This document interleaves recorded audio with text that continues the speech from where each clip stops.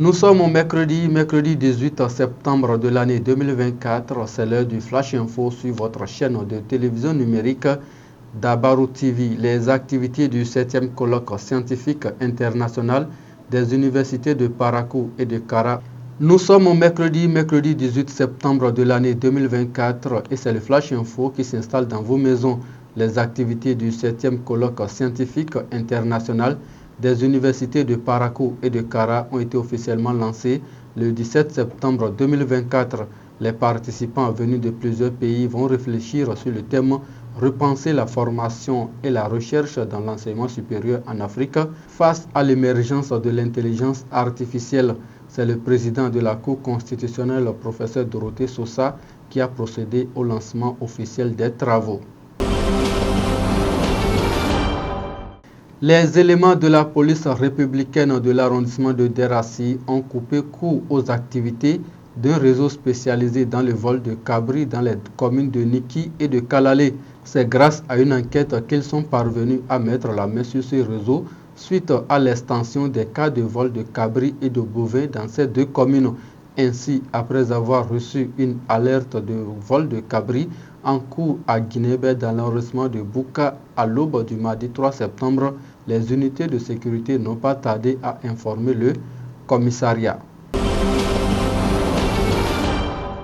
Restons toujours dans le département du Borgo pour dire que l'Observatoire Dounian ne se limite pas qu'au sport et à la culture. Il soutient également l'éducation. Le vendredi 13 septembre 2024, il a posé un geste fort en faveur des apprenants de l'école primaire publique de Bari, située dans l'arrondissement de Nyok-Rokali, commune de Niki. L'Observatoire Dounian a fait don de 30 tables et bancs, contribuant ainsi aux efforts du gouvernement du président Patrice Talon en matière de promotion de l'éducation et de l'amélioration des conditions d'apprentissage des élèves béninois. Un tour dans le département de l'Atakora. À présent, le maire Didier Kouandé Souno de la commune de Kouandé est très attentif aux besoins de ses administrés. Ainsi, des actions sont mises en œuvre dans plusieurs secteurs, dont l'éducation, pour offrir de meilleures conditions aux différents acteurs.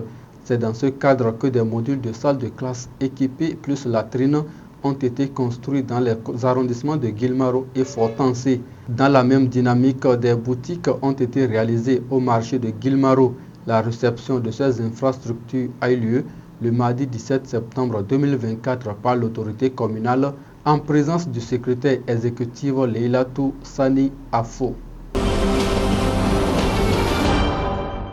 Les informations en 24 heures sur le continent à présent. L'école de la gendarmerie du quartier de Faladié et une base militaire de l'aéroport de Bamako ont été ciblés ce mardi 17 septembre 2024 par le djihad lié à Al-Qaïda qui a revendiqué l'attaque. Quelques pertes en vies humaines sont à déplorer selon les autorités, tandis que le djihad prétend avoir infligé de lourdes pertes aux mercenaires de Wagner et détruit de nombreux aéronefs et véhicules. Selon les informations reçues par Radio France Internationale, l'attaque a fait de très nombreux morts et des dizaines de blessés. En France, la procédure de destitution de l'actuel président français Emmanuel Macron a été jugée recevable par l'Assemblée nationale ce mardi 17 septembre 2024. Cette destitution voulue par la France insoumise a été validée par 12 voix contre 10 selon France 24. Après cette première étape, l'Assemblée nationale l'a renvoyé devant la commission des lois. En effet, les députés qui ont signé cette procédure accusent Emmanuel Macron d'un manquement grave au devoir de respect de la volonté exprimée par le suffrage universel en refusant de nommer Mathilde Lucie, candidate du nouveau Front populaire. On reste toujours en France pour dire que l'internationale béninoise Odile Aouanou est sans nouvelles depuis plus d'une semaine.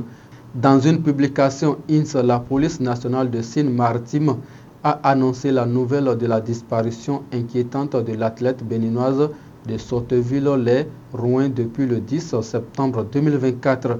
À en croire la police, elle a ce jour-là déposé son enfant à l'assistance maternelle dans la matinée mais n'est plus revenue le chercher, d'où l'appel à témoins lancé. Et c'est sur cette information venant tout droit de la France que nous mettons un terme à ce Flash Info. Merci à Romain Kwana et à Romari Kafadjabé pour la réalisation. À très bientôt.